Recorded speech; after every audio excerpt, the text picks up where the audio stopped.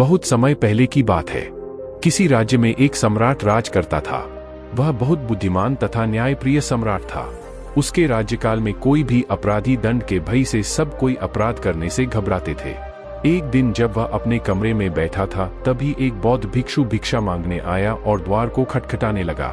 तभी द्वारपाल ने द्वार खोला और उसको द्वार पर दस्तक देने का कारण पूछा तो वह भिक्षु बोला, मैं तुम्हें जीवन की कुछ ऐसी चीज बताने आया हूं जो हितकर तथा लाभदायक है। उसकी बात सुनकर द्वारपाल उसे अंदर ले गया और सम्राट के सामने हाजिर किया। सम्राट ने बड़ी नम्रता से झुककर अभिवादन किया और पूछा, कहो महाराज, मैं आपकी क्या सेवा कर सकता हूँ। वह बोले, राजन, मैं ऐसी 3 बातें बताना चाहता हूँ जो तर्क तथा ज्ञान से भरी है, तुम्हारे जीवन में आवश्यक काम आने वाला है।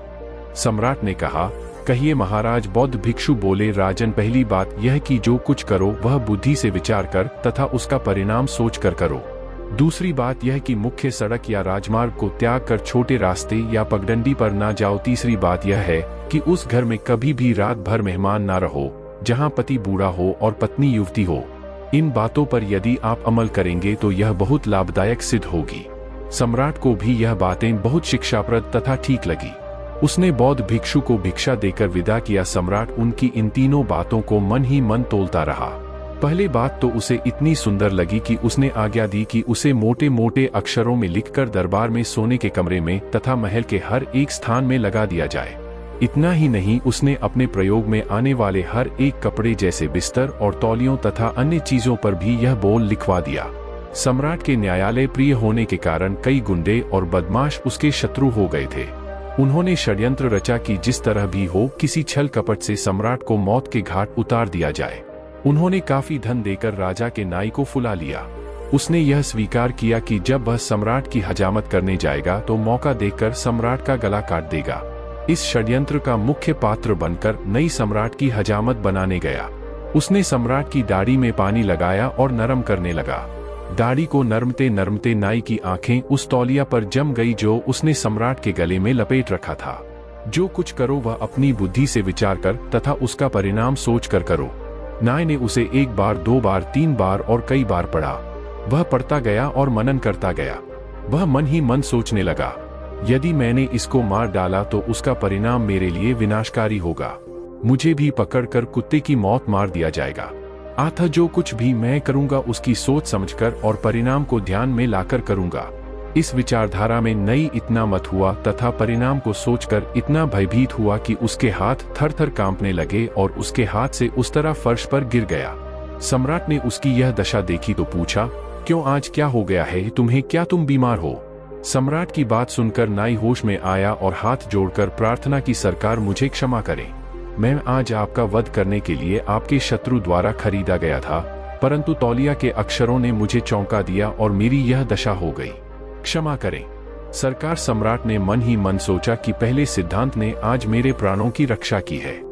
इसके पश्चात राजा नाई से बोला, क्षमा तुम्हें इस शर्त पर मिलेगी कि तुम अब सदा के लिए वफादार रहने की प्रतिज्ञा करो। नाई ऐसा वचन देकर अपनी जान छुड़ाई। षड्यंत्रकारियों ने जब देखा कि उनका पहला वार खाली गया है तो उन्होंने एक और षड्यंत्र रचा कि जब सम्राट अमुक शहर की यात्रा को जाए तो वे लोग उस नगर में जाने वाली एक पगडंडी में छिप जाए। उनके आयोजन के अनुसार सम्राट अवश्य इस छोटे रास्ते से जाएंगे और वे छिपकर आक्रमण करके उसकी हत्या करेंगी। उनके सोचने के अनुसार सम्राट भी उस नगर को जाने के लिए निकले। यह देख उसके शत्रुओं ने भी अपना स्थान ले लिया और उसके आने की प्रतीक्षा में रहे।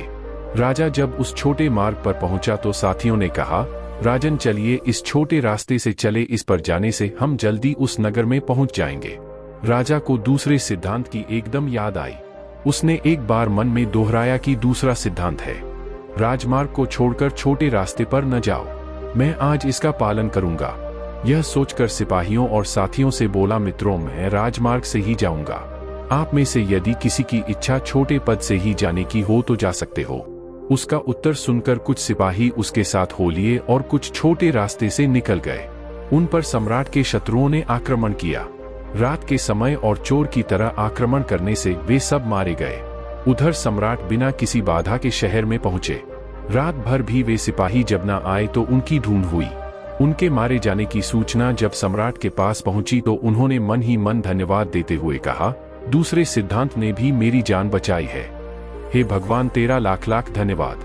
अपने दूसरे वार को भी खाली जाते देखा सम्राट कि शत्रु किसी नए मौके की खोज में लगे रहे। एक बार सम्राट को किसी गांव में जाना पड़ा।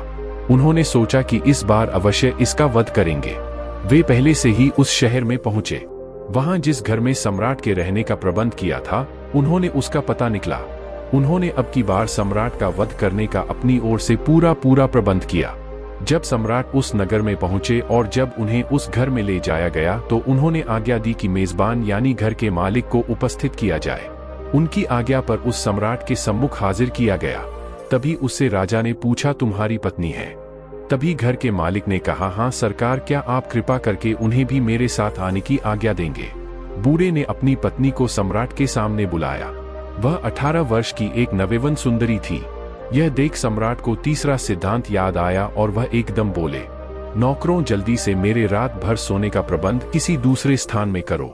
मैं अब यहाँ एक क्षण भी नहीं रहूंगा। तभी नौकरों ने उत्तर दिया और कहा, इन्होंने तो आपकी खातिर का सब प्रबंध उत्तम रीति से किया है राजन, क्योंकि नगर भर में और कोई मकान ऐसा नहीं है।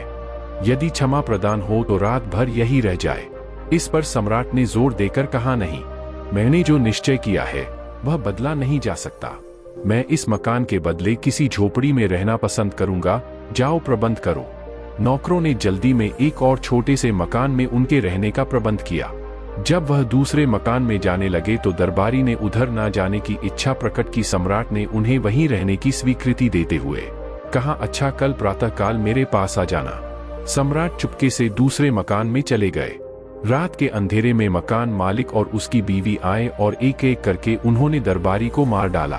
दूसरे दिन सुबह जब उनके मारे जाने की सूचना सम्राट को मिली तो उसने भगवान को धन्यवाद देते हुए कहा, हे दयालु ईश्वर, यदि मैं भी उसी घर में रहता तो मेरी मौत हो जाती।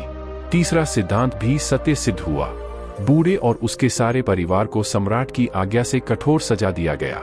सम्राट ने इसके पश्चात सदा इन तीनों सिद्धांतों को अपनाकर शांतिपूर्वक राज्य किया। दोस्तों, हमारे जीवन में कुछ ऐसी सीख मिलती है जिसे अगर हम अमल करें तो हम अवश्य ही सफलता प्राप्त कर लेंगे, मगर हम उन सिद्धांतों पर अमल ही नहीं करते। इस वजह से अपने ही लोगों से भी हम धोखा खाना पड़ता है। इसलिए सतर्क रहें। हम मिलते हैं अगले वीडियो में और एक ऐसे ही प्रेरणादायक कहानी के साथ। धन्यवाद।